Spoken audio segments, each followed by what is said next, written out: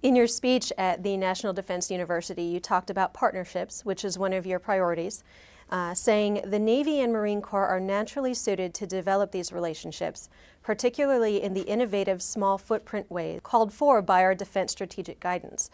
What are these innovative small footprint ways, and how are the Navy and Marine Corps naturally suited for them? Well, we come from the sea. Our platforms are sovereign pieces of America. We don't take up a single inch of anybody else's territory. We come from the sea. We do the things that you do to build partnerships. We do training together. We do exercises together. We do some operations together.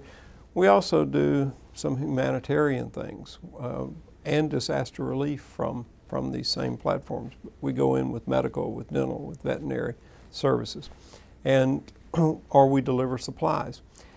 You can surge equipment, you can surge people. What you cannot surge is trust. And the fact that we come from the sea, the fact that we're not looking to establish a base, the fact that we do the job that we are sent to do and then we leave, but that we do this over and over again, year after year, with our partners, with our allies, with our friends around the world, gives us that basis, that bedrock of trust for any eventuality that may come down the road. In November, you are scheduled to make an international trip to visit, among other places, Vietnam. How do visits such as this further the Navy's maritime security goals and enhance our partnerships with our international allies? Well, if you look at the national security strategy that we have, it's a maritime strategy. It's very dependent on the Navy and Marine Corps, and continuing to have a great Navy and Marine Corps to do it.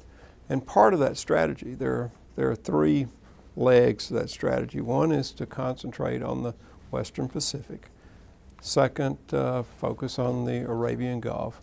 But third is to focus on building these partnerships with places like Vietnam that we can, again, work together. We can come from the sea. We can train.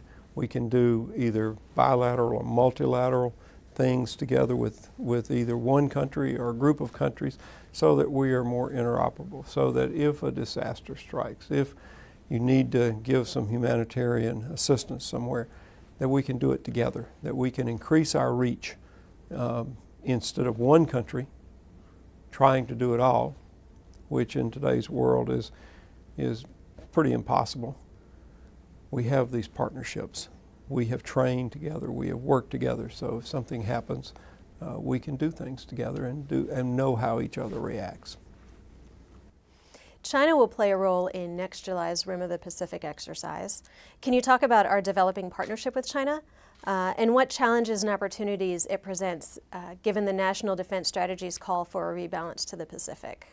Well, exactly what you said, this rebalance to the Pacific, the focus on particularly the Western Pacific, is going to cause our interaction with China to increase. And what we want to see is more interaction. What we want to see is more work together, is understanding how each other operates, more transparency as to what they are doing, what we're doing.